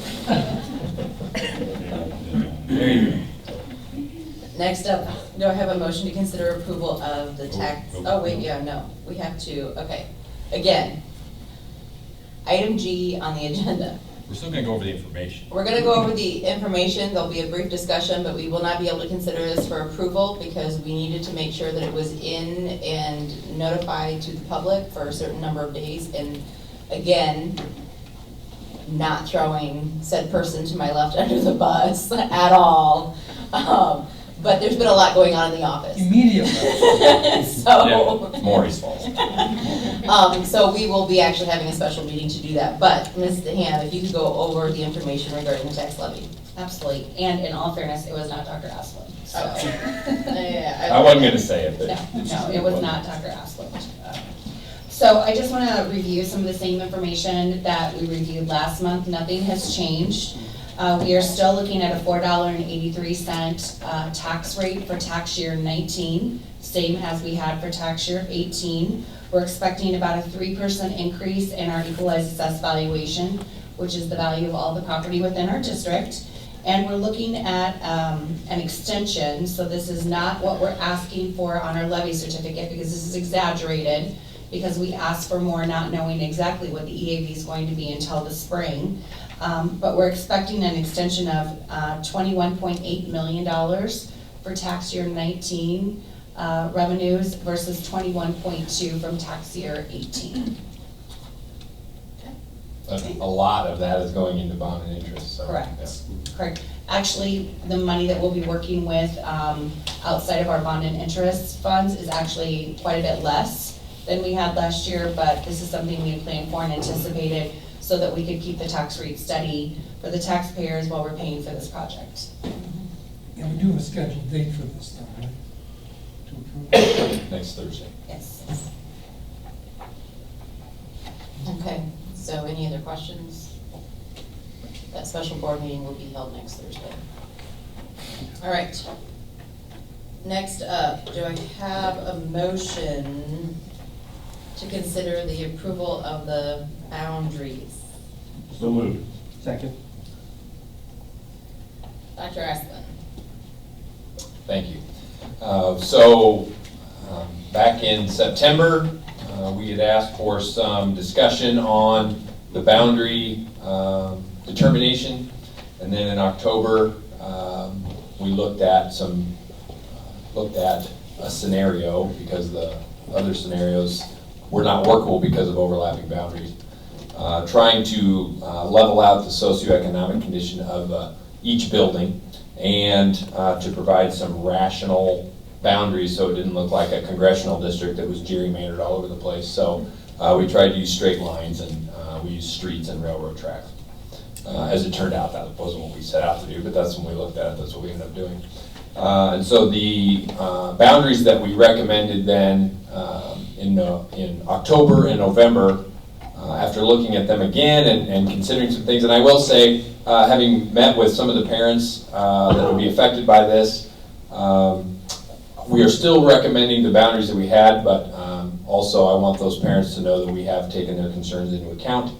Some of the issues have nothing to do with anything other than there's not really a great bus stop in their neighborhood and looking at things like that. And so we have been talking already to the bus company about whether we're going to have more pickup zones or how we're going to have a safe area for students to be picked up. So believe me, those things have been looked at and will continue to be looked at and are taken very seriously. And we agree with those concerns. So we still are recommending the same boundaries that we recommended previously, as we feel that most closely accomplishes the outcomes or the goals that the board had set out for us to look at back in the fall. Questions? Or comments? Well, we knew there's gonna be boundary changes. We closed two schools, leaving us with one in the east, one in the west, and one down the middle. In many cases, the boundary we end up with reflects what we gave ourselves in terms of location of our schools. In some ways, it corrects mistakes that were made many years ago when King and Nielsen were built almost next to each other on the same side of town, which led to some problems for many years. It's not perfect. I think that guy's done a good job with it, and I think it's meeting the needs of many people, and I just hope we all can live with it. We do have board policy that requires us to look at boundaries every year. It's a policy that's somehow doesn't get looked at often enough, which is why we had some problems with the different sizes of schools over the years. And hopefully we as a board, or future boards, will continue to look at these to see if and when adjustments need to be made. Is it true, Dr. Asplin, that families that live in 4 blocks of the school will go to that school in that neighborhood? Yes, so we kept a hard and fast fence, we call it, around the 4, if you live within 4 blocks of a school, you will attend that school. Anything beyond that, though, we couldn't promise that based on trying to reach the other objectives. So that there is definitely a 4-block distance that would guarantee that those students would go to that school.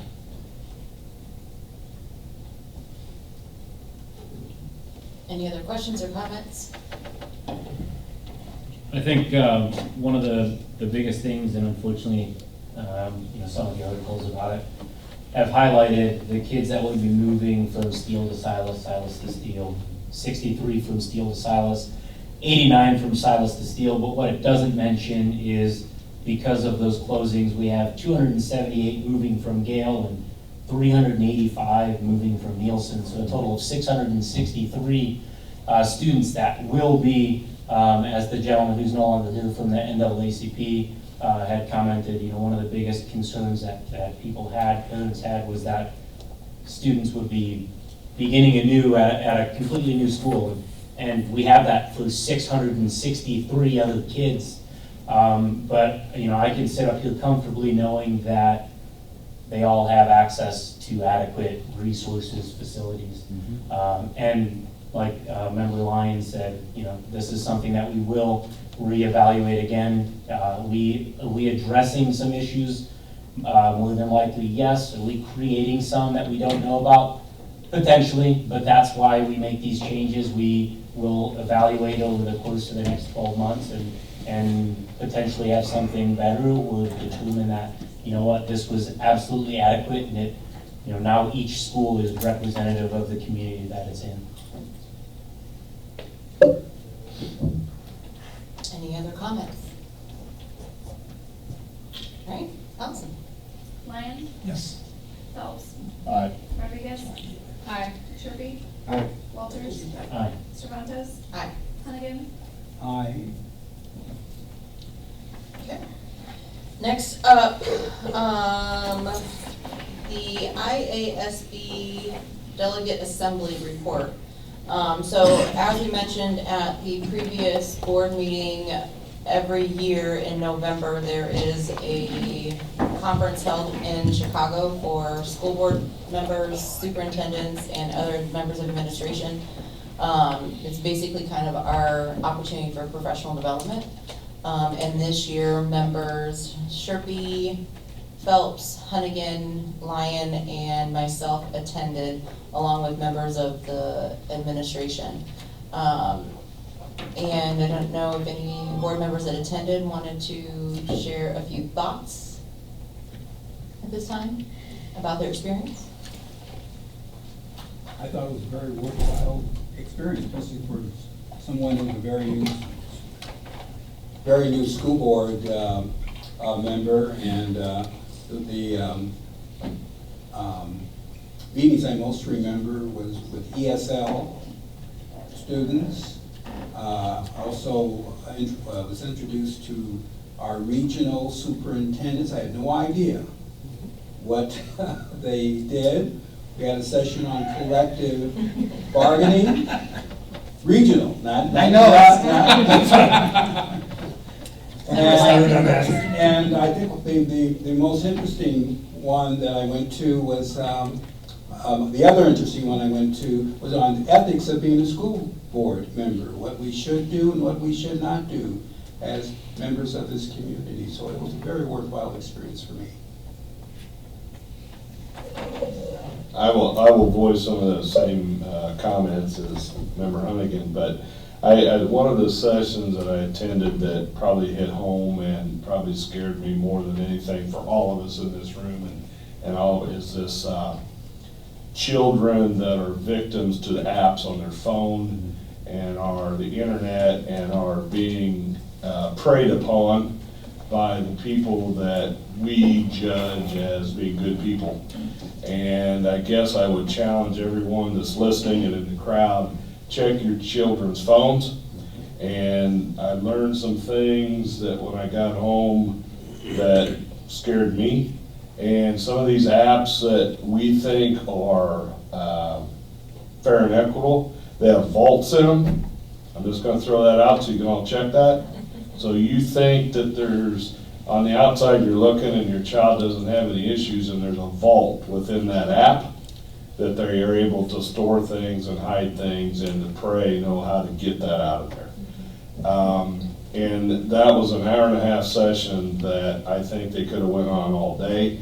I don't want to just keep talking, but it is something that's so real and so right under our nose that we take it for granted. And I challenge all of us in our district. We had this discussion earlier tonight of some teaching of our teachers of apps and things to watch out for, don't use. And I challenge each of you with a child that has a phone, check it. There's just things, and there is a national campaign for some police officers that are helping with this because the teen suicide rate and things, when they track it back, it all started with an app that somebody pulled them into, and the next thing they know, they're in a spiral down. So on the positive side, there's a lot of money in public education. That was an eye-opener to me. And we may not feel it, we may not see it, but it's a big machine. And there's a lot of things. The trade, I'm in ag, and I go to a lot of trade show floors. That was probably one of the biggest trade show floors that I attend that can help public schools. The other thing is we all give Illinois a bad rap. We're not the best state, I get it, but our education system with Illinois is very strong, and those people are working for us. So it was an eye-opener to me, and glad I was able to attend. How many plays you go to, Maury? Any other comments? We do have our evenings. 4 classes. 5 classes? 5 classes. Yeah. I enjoy my time at the conference because it is a professional development. I mean, the reality, folks, not to scare you, but the reality is the senior most member sitting at this table is me. And I've been here for 5 years. Tenure, thanks, tenure. And I've been at this table for 5 years. So this is an opportunity for us to go and learn what other districts are doing and how they're implementing programs, or how they're looking at things more, differently, innovatively, how board members are dealing with some of the same budget issues or disciplinary issues, et cetera. Like, how are we approaching all of these different things and what works for other districts, and we're able to come away with ideas. I think the last 2 years, one of the things that I have enjoyed about this conference is being able to attend the board president's roundtable. It makes me feel really good about the board members that I have sitting at this table. We work well. And I am confident after leaving that session, not to dog on other school boards around the state, but I am confident that the people sitting at this table are here for the right reasons and asking the right questions. And so that makes me feel very hopeful after I leave that weekend session. So, did you have something else, Member Falls? Yeah, one thing, I was a delegate for us, which was an eye-opening experience. But I can tell you, we successfully voted down guns in the school. There was some very lively discussion on why some districts feel they should be able to arm teachers in a school. That was defeated, but not without a lot of lively discussion. And to Member Cervantes' point, we're a well-oiled machine compared to others that some of the resolutions they brought before were like, really?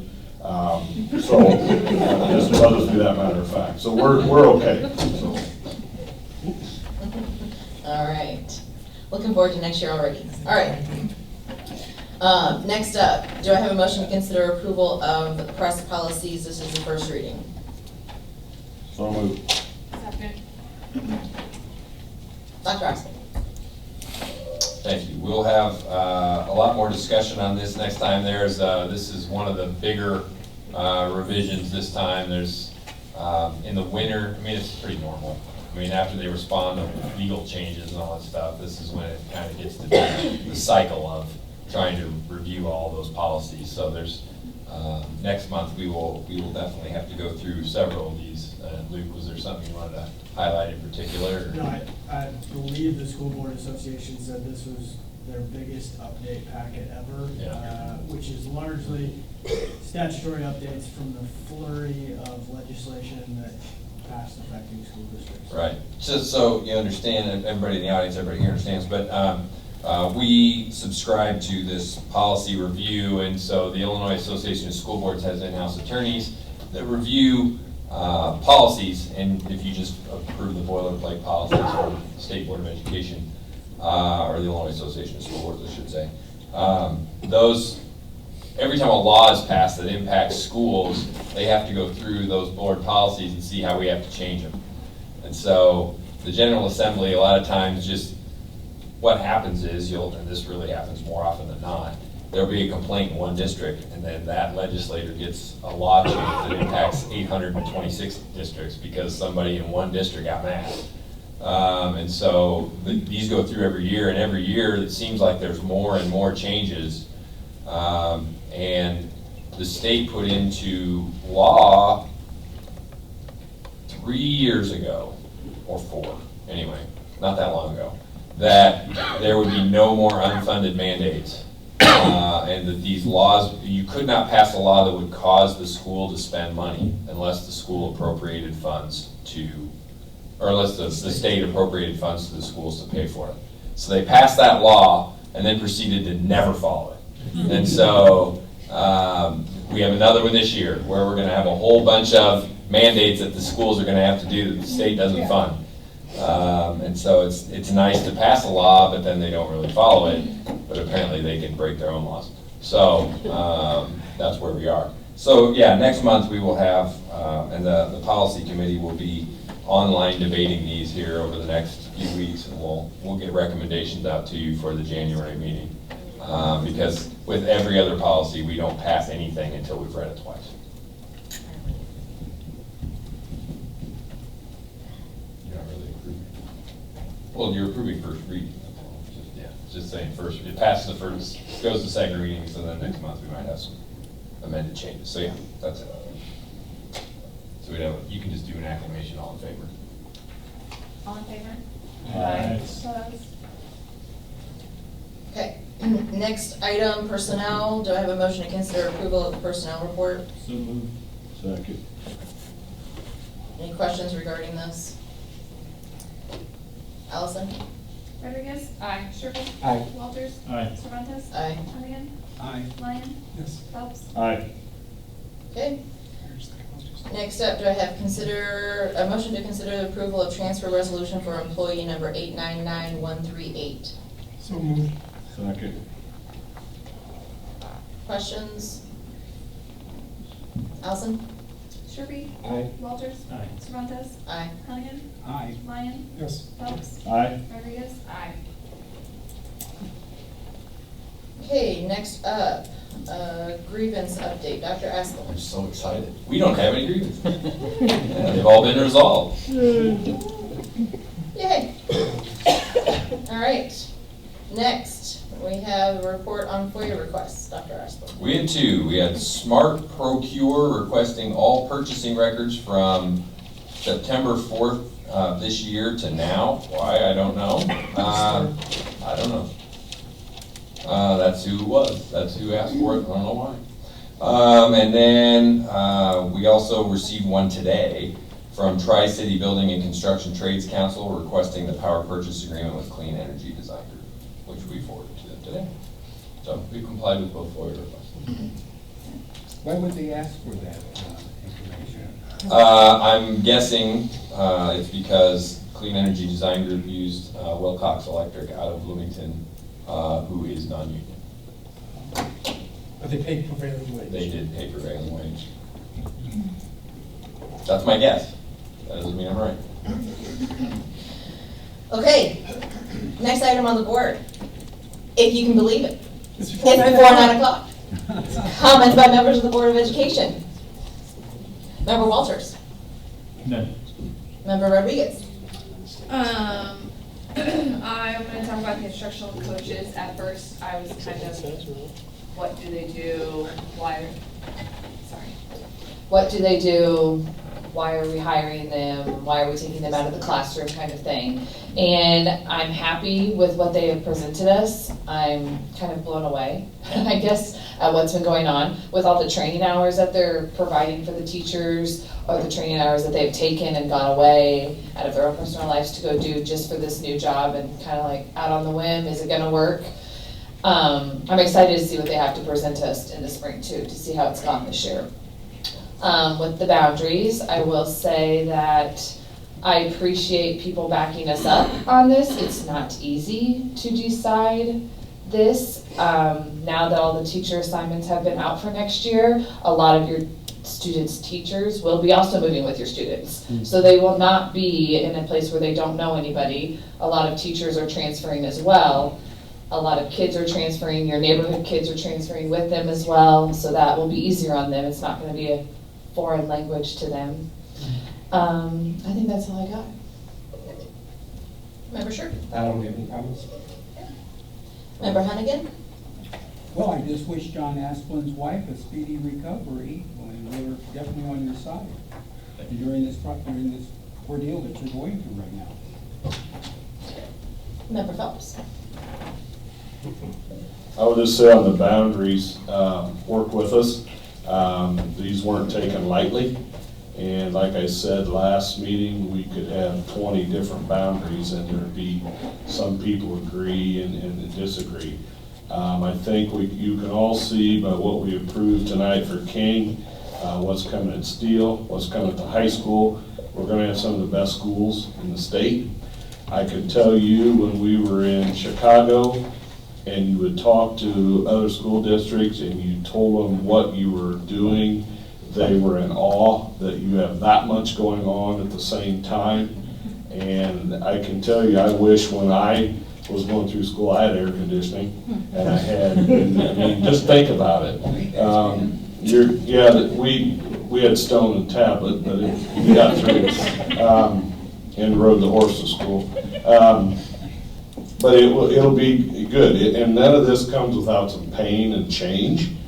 But in the end, we need to look forward and what we're gonna have when we're done. And that we just made some monumental decisions tonight, but they're good. And none of this was easy, but we've been tasked with some things, and if everybody works with us, this is going to be good in the end. Member Lang. No comments tonight. Whoa. Further comments. I want to say to Member Phelps's point, I've mentioned it before at this table. I don't think I've been at this table a year yet and not had a monumental change that I've been asked to put some input into. Every single one of the decisions I feel, though, looking back over the last 5 years, has put this district in a better place. And I think that we are moving in a great direction. To the point also about all of the things that are being done at the same time, I would just really like to take a moment to thank our administrators and our educators, because we are starting to ask, and not to say that we haven't done it in pockets, but I think district-wide now, in a very intentional way, we are starting to ask ourselves some hard questions about how to do this better for our students, and responding really, intentionally to the change that we're noticing in the field of education, in the way in which our students are coming to the table, and really asking some of those hard questions. And I really appreciate that work, because it's not easy, right, to shine a microscope on ourselves and say, wow, are we really doing this thing well? And in what ways could we still do it better? So I really, really appreciate all the hard work and the additional hours that folks are putting in, because I agree, and I said it year one, we want to move this district from good to great, and I think that we are actually doing that. And so thank you, thank you. Any future agenda items? I've got one that's, I don't know if it's for next month, January or February, but we're gonna have a conversation about the way the new state law impacts activity accounts and stuff like that, so if we can make sure that there's some presentation so that everyone else is aware. Yeah, we will make sure, because of the retirement coming up and hiring a new position, it might be a really good time to talk about it at that time, so it might be as soon as next month. If we, with some holidays in the way, I think we can still do it. So I will put it on tentatively for next month, and we will talk about that, because it is really important. Okay. All right, so future regular meeting time is scheduled for Monday, January 13th, 2020. I swear I just graduated high school. That was 25 years ago. But we do have a special meeting scheduled for next Thursday at noon if anyone's really, really interested in that tax levy. Do I have a motion to adjourn? So moved. Second. All in favor? Aye. Nay. Oh my gosh.